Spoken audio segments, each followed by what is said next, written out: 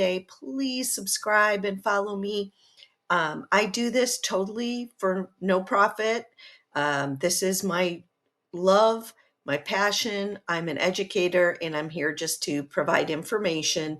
And this is all based on my own research. I'm not compensated in any way by any of these things I'm about to mention. So last year, Expedia did a survey of about 5,700 travelers and discovered that people spend about 5 hours on the internet searching, which I think is probably much higher than that, and that they have about 200 pages of data that they look through. And so one of the advantages to AI is that it simplifies this process, right? It allows them to give you better information if you use their built-in tools or if you're just doing a general search. So what might that look like to you, the average traveler? Well, the hope is that AI is not going to only plan your itineraries, but it'll communicate with your hotels and all of the different things and kind of be your personal travel assistant. And so that will also be how companies might approach you, might change as well. Last year, Amazon Web Services uh, put aside $100 million to help Booking.com, TripAdvisor, Trip.com, and some of these other third party travel apps to integrate more AI into their tools, chatbots, things like that. So you're going to probably, if you're using those tools, you're going to see that AI is involved.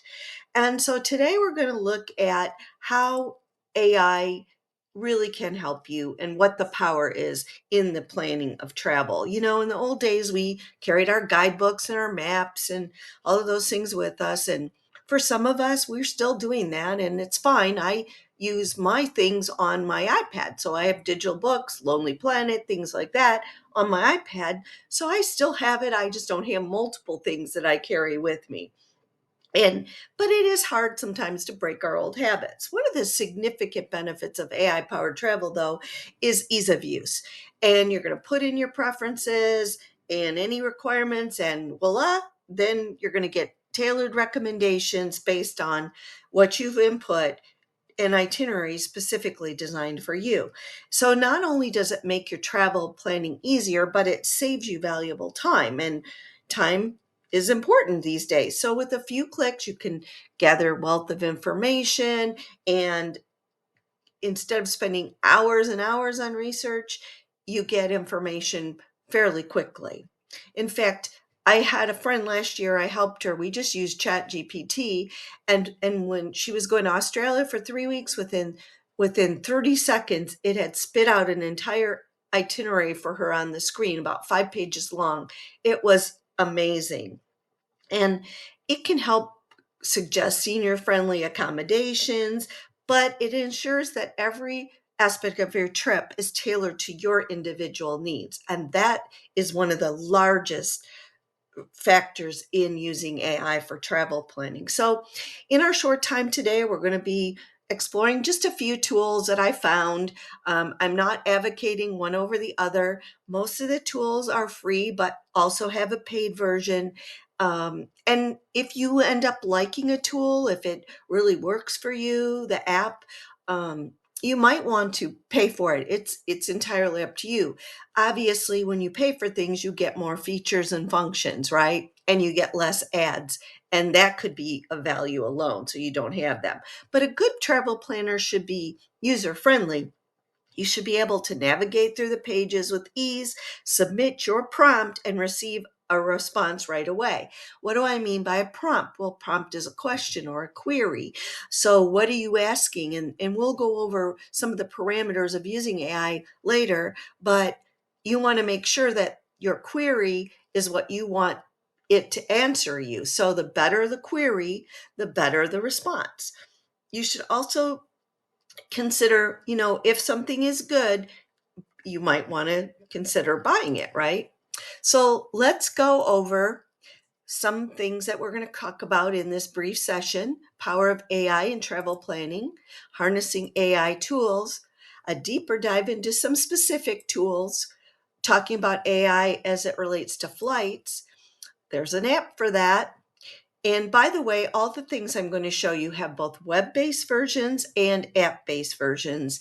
And of course, if you do log in to them, it will carry over to either your computers or to your mobile devices.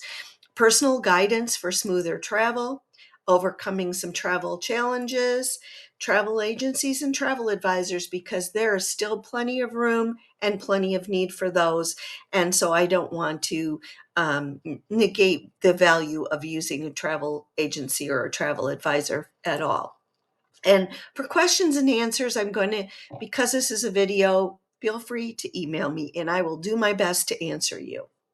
So let's talk about some of the basic AI tools that are out there. And you've probably heard of most of these, but ChatGPT, Google Gemini, Microsoft Copilot, those are the big players, right? And those are what's called generative AI. So they are machine learners. And what they do is they learn from your behavior and your interaction with them. So they can all be great tools for a variety of things. I use both ChatGPT and Google Gemini frequently for helping me with ideas and different things that I might want to research. I find them to be extraordinarily valuable. They will travel plan for you. They're much more broad based than a specific travel planning app might be. So you just want to keep that in mind as you look at them. So let's take a deeper dive into some specific apps that I found and have some fun. And again, I'm not saying one's better than the other, because all that matters is what is effective for you, what's easy for you to use. And that's why I'm going to show you just a few right now. So Stipple is one, and Stipple is they're from the Netherlands, and I found them recently, and I thought that they were very well done. They had a lot of good features and functionalities. Obviously, you can use them by logging in, and you can start planning now. You can download from the App Store or Google Play, but you see in real time what's happening on the screen. It's talking about an Italian adventure, and you can tell it all the different destinations, how many plan. So I like it that it covers multiple destinations, and it will give you attractions, hotels, all kinds of things. So this is one that I thought was very helpful. Another one is this Trip Planner AI. Again, building and personalizing your itinerary. So you've got, and I've already been online with this. So, for example, if I wanted to go to Paris, France, here it's building me an itinerary. Now, I didn't put a lot of information in. So remember what I said about the query earlier. The better the query, the better the information you get. I have noticed that online it's a little slow, but you can ask it about the site, itineraries, exploring the sites, in tours and activities. So some really cool things there. Wanderlog. I'll mention Wanderlog again, but Wanderlog is also very well done. So you can start planning and you can just tell it, where do I want to go? When's my start date? And you can actually input your own guide. So let's say that you found some information just in a general search, you can add it in to your search here. And then WonderPlan is also very similar to Wanderlog. But it has an interactive AI chat, and it has again support for multiple cities during the trip. And it also will take someone's blog and a video that you supply when you log in, and it will create a travel plan around that. So I thought that was very beneficial. And then we've got iPlan AI. Let me turn this down a little bit because there's no words, but it's just the similar thing. This is just their little interactive thing to try to get you interested. They're looking at Vancouver, but they have all these different things that you can look at. You can tell them what kind of budget you're on, and it's going to just give you all these great plans and a map showing you where to go and how, like, look, that has food. In day one, you're going to Stanley Park. I mean, it has the view on Google Maps, how long it takes you, how to get from point A to B. And so I thought this was very, very good as well. Let me talk briefly about flights. So, you know, Google Flights is one of the best tools around right now. There have always been things like Kayak, and there's probably a laundry list of third-party apps like Kayak, um, Trip, I'm trying to Priceline, things like that, Booking.com that now have AI integrated with regards to flight planning. But Google Flights for me has been really beneficial. Now, some airlines don't participate in Google Flights necessarily. Southwest, you may not get Southwest results when in your Google Flights, but Google Flights is based on a search engine that uses a global distribution system, and it aggregates prices from a lot of airlines and online travel agencies, and it's very fluid. It's constantly being updated, and I like that you can ask it something and it will send you email alerts regarding the pricing so that you can monitor your prices. And domestic travel, your best prices are typically between 4 and 8 weeks. That's what the general rule of thumb is. But I usually start looking far before 8 weeks just to kind of get an idea, and then I might put it in Google Flights. And then also international flights, probably a little bit longer than 8 weeks. You don't want to wait till 8 weeks to buy an international flight. There are international flight aggregators out there.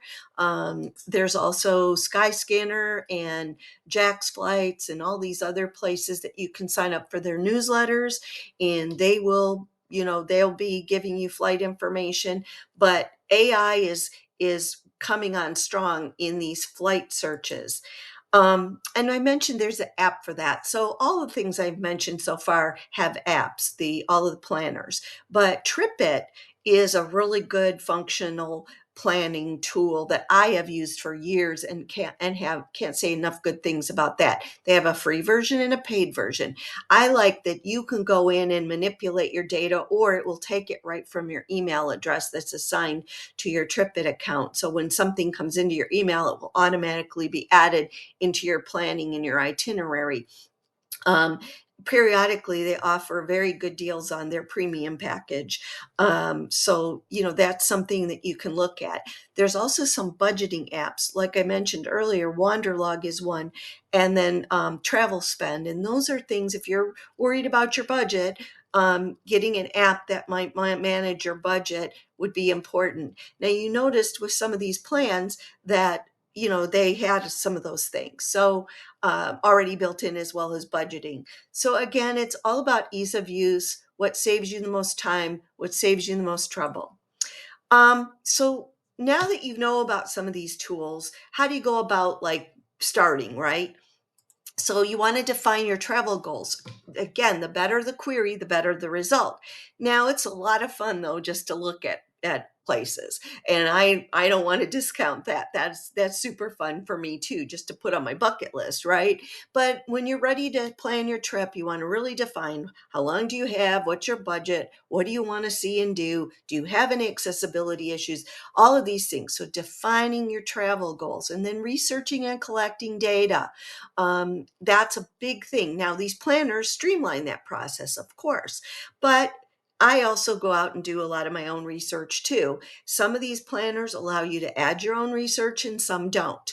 Again, that's ease of use. So for me, what I do is I create a bookmark folder and I call it the location that I'm going to go to. Say, example, Ireland.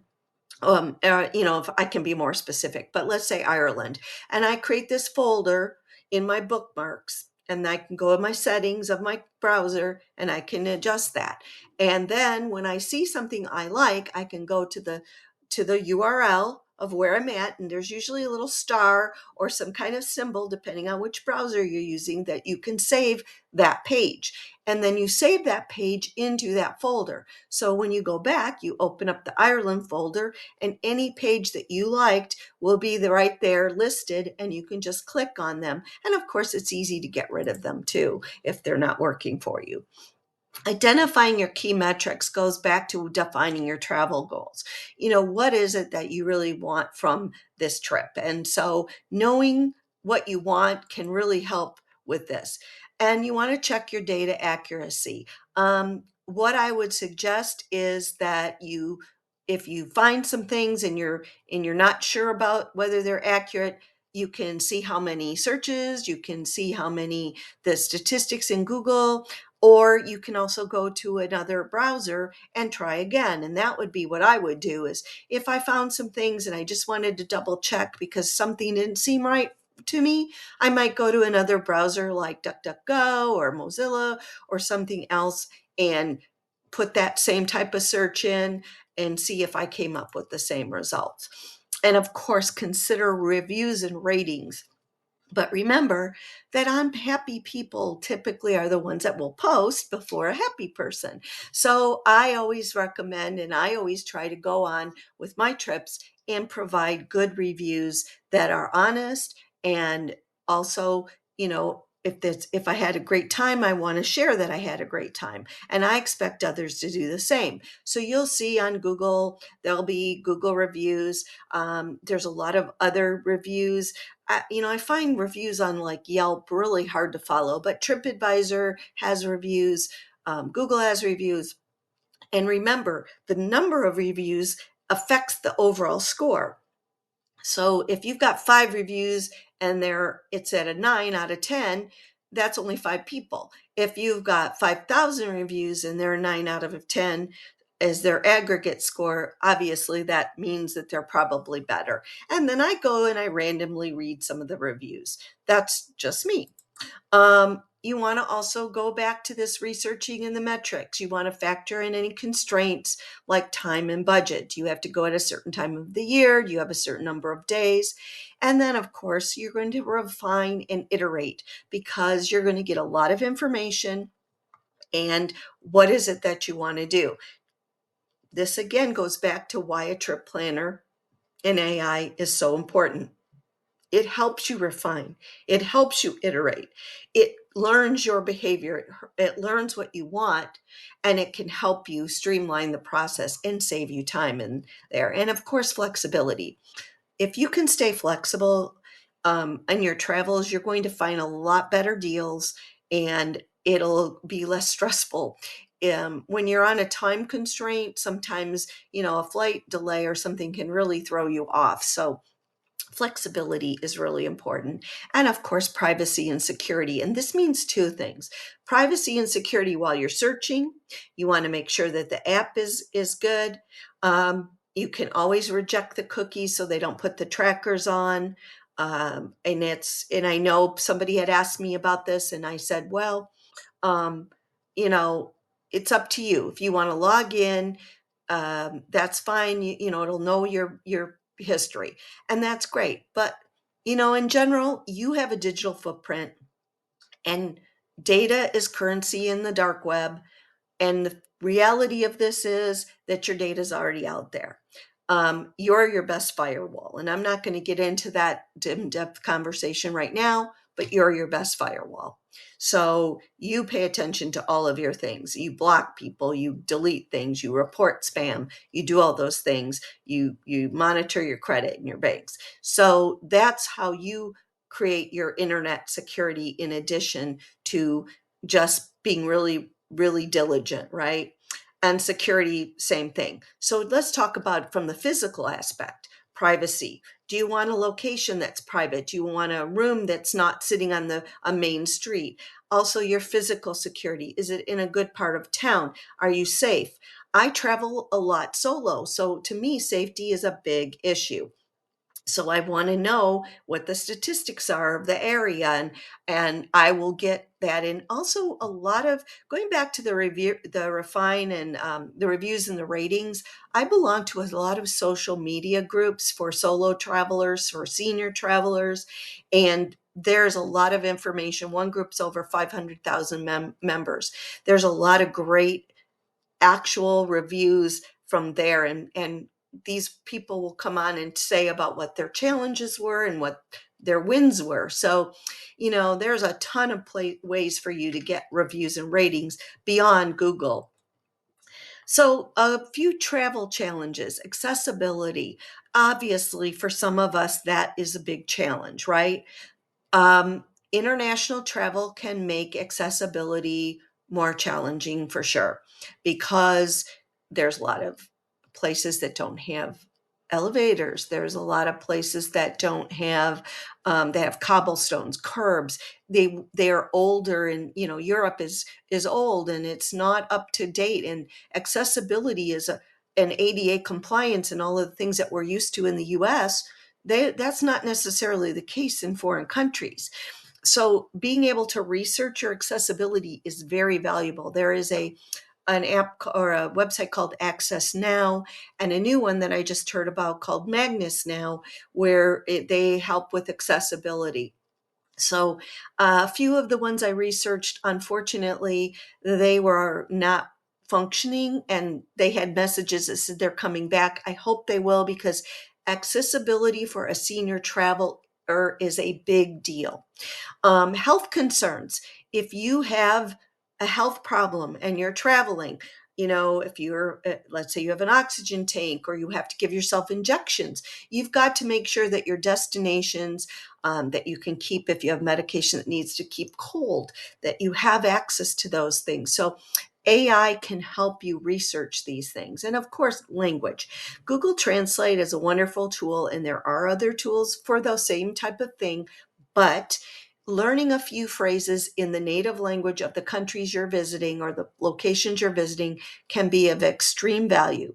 Oftentimes an older person gets a lot more help, because foreign countries really respect their elders, and just saying hello, thank you, please, and where's the bathroom in the language can be really helpful.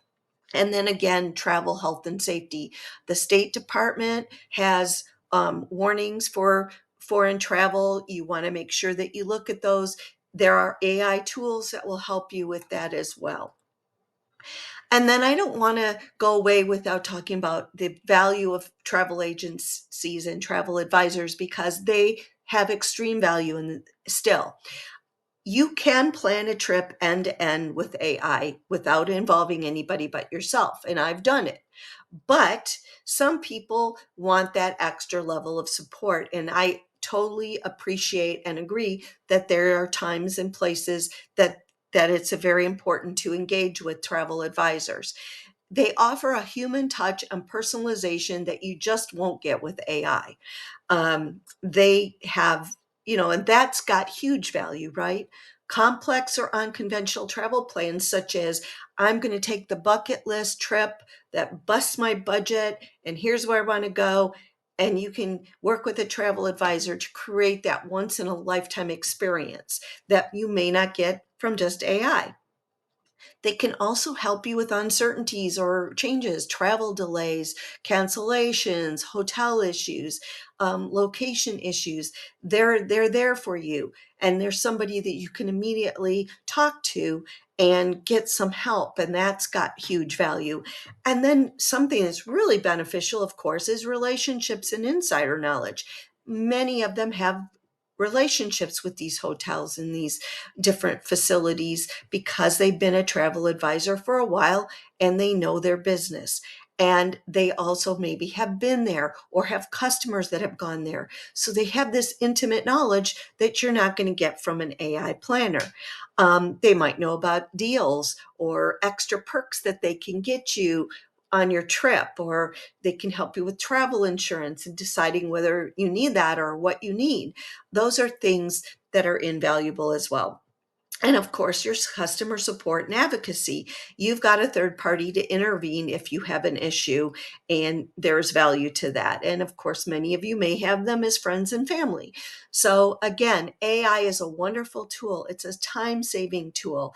It's come to your travel advisor with the research that you've done from one of these planners, and I guarantee you that will really help them get you the best trip possible at the best price possible. And of course, they're using AI tools now as well. So again, there's still immense value if your comfort level is that you want to do that. With regards again to questions, please email me the questions. Debbie at seniortraveladventures.net is my email address. And if you like this video, I hope that you'll watch more of my videos, and I hope that you'll subscribe and to my social media and my YouTube, because I do this again totally as a volunteer. And the reason why I want to get more followers is because it opens more doors for me to talk to these companies and get more information for you. So I'm at Let's Talk Tech 949 on YouTube, at Senior Travel Adventures on YouTube. I'm also at Village Television of Laguna Woods. That's my full cable show that I have once a month. I have my tech show's been about 2.5 years. My travel show's been about is going into its third month. I'm on Facebook. I have a Facebook page and a group as Senior Travel Adventures. Let's Talk Tech with Debbie is my Facebook page. I'm on Instagram, Reddit, Pinterest. But thank you for your attention today. And again, if you have any questions, please feel free